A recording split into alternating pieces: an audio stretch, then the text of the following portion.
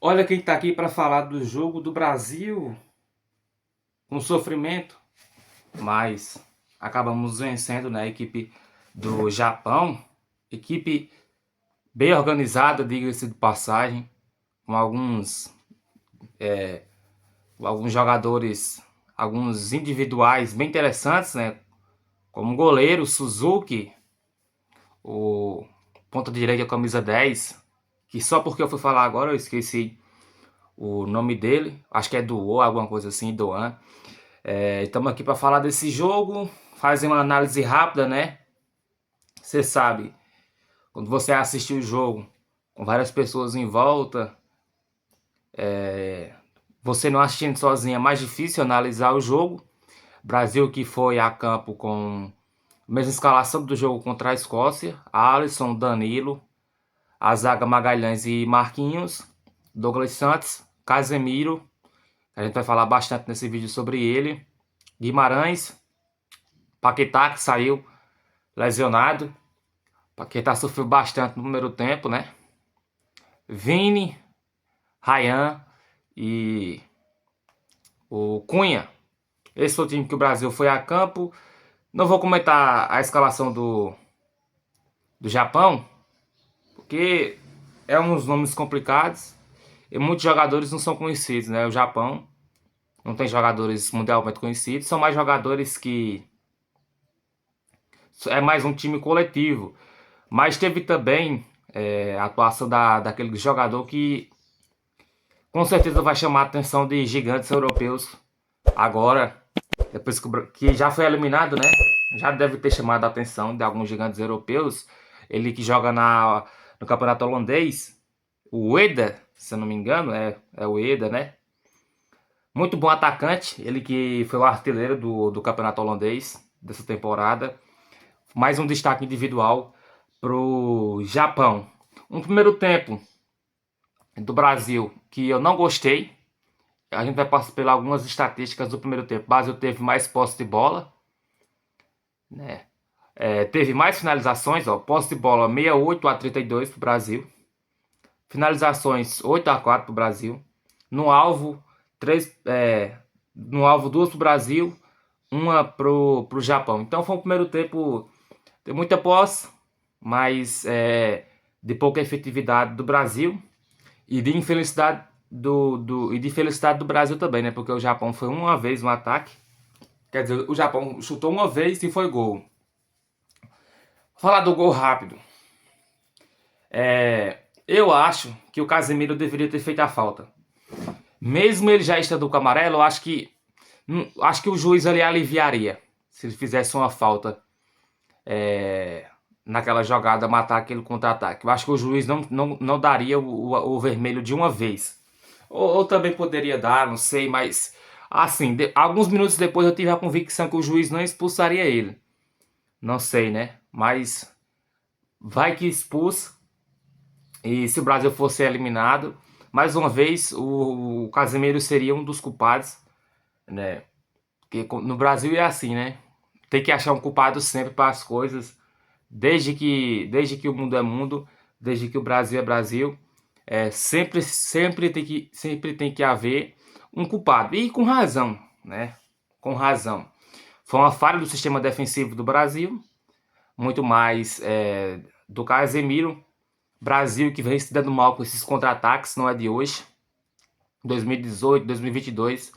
E ontem, mas ainda bem que tivemos uma reviravolta bem interessante. Então, o gol do Japão foi uma vez um ataque, gol. Não acho que tenha sido culpa do Alisson, por mais que ele não é meu goleiro. Por mais que eu não acho que ele é para ser goleiro titular de 3 Copas do Mundo com a camisa do Brasil. Foi mais uma felicidade do Brasil, do Japão, porque chutou uma vez e a bola entrou, o que mostra que a estratégia deles funcionou. Pelo pouco que eu sei, o Japão não é uma equipe que é brilhante ofensivamente.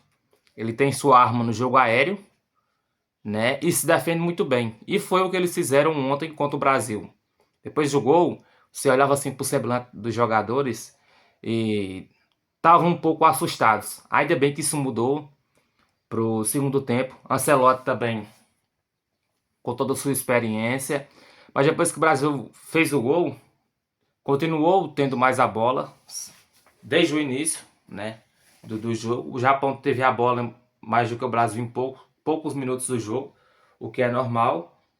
E não funcionou. No primeiro tempo, a estratégia do Brasil não funcionou. Não gostei do Brasil no primeiro tempo, mas sempre otimista, sempre acreditando que a gente fosse virar.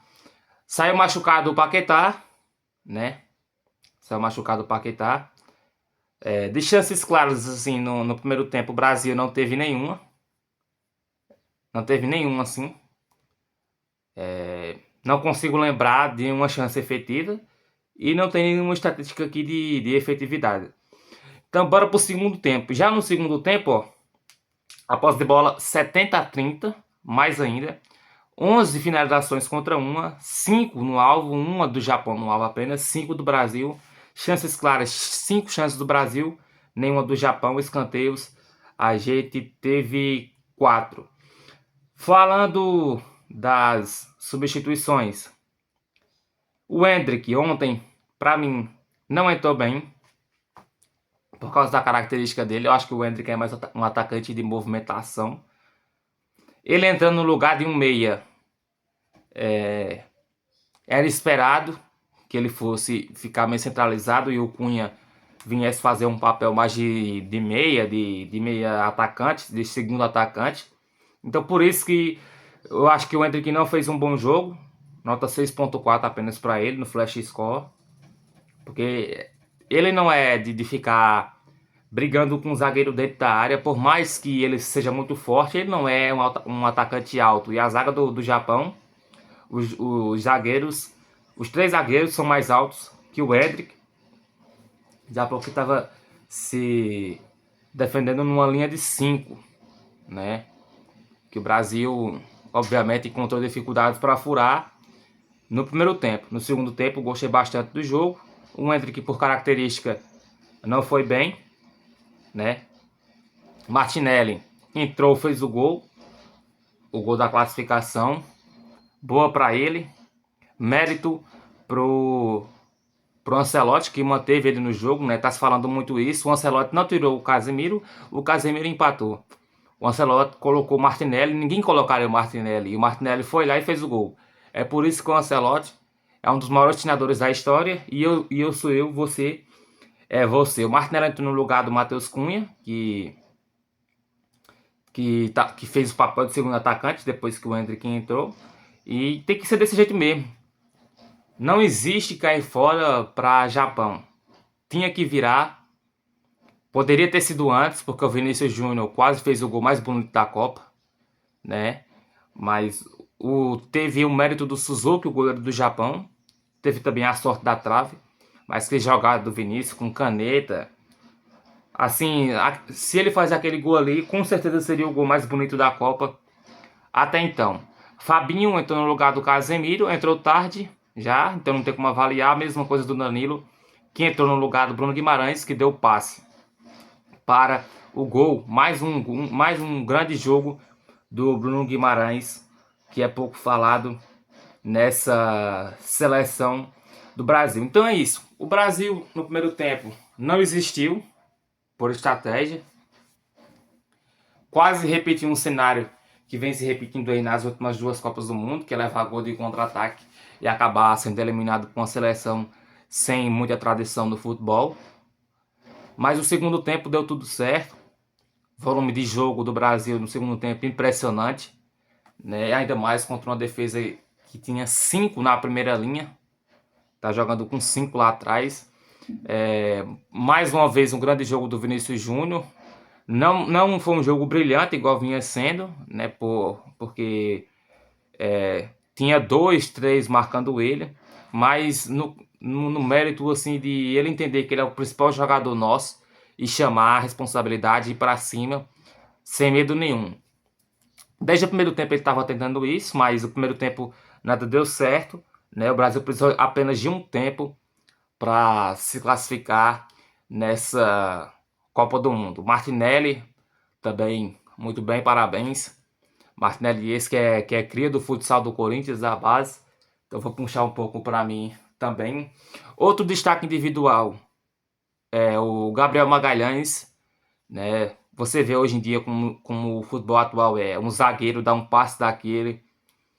Parece que ele virou o rosto ainda na hora que deu o passe, né? Quando eu vi assim, não sei.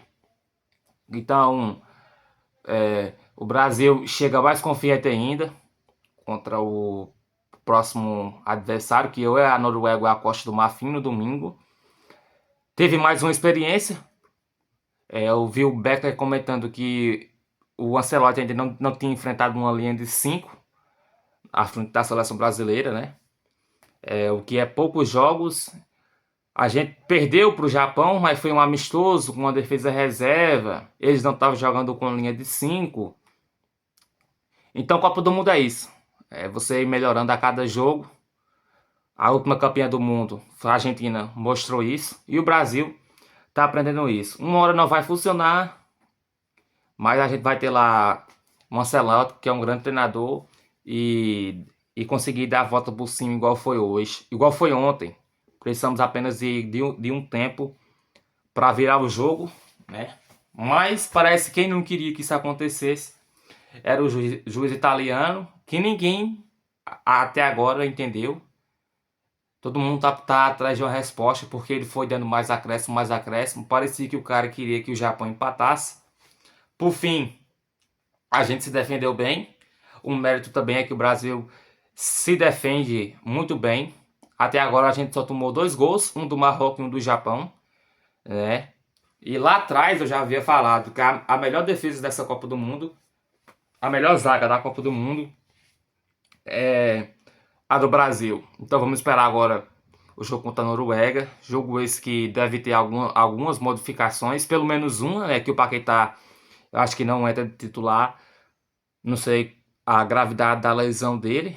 Tomara que não seja nada ruim, porque é um jogador importante, é um jogador titular da seleção brasileira. E agora a gente embala. Poderia ter sido melhor. Infelizmente a estratégia não encaixou no primeiro tempo. O Japão foi mais feliz. Só que eles foram mais felizes por 45 minutos. E a gente que saiu classificado. É isso. Japão agora é eliminado, né? Teve um jogador lá que antes do jogo meio que tirou onda com o Brasil. A gente respondeu dentro de campo. Mas tirando isso, os japoneses são um povo muito educado. Diga-se de passagem, né? Tá viralizando um vídeo aí depois do treinador deles falando após a eliminação. Infelizmente o futebol é assim, né? Só passa um. É um vídeo muito triste. Só passou um e passou a equipe que jogou mais bola, a equipe que tem mais tradição e a maior seleção de todos os tempos. É isso, eu fui.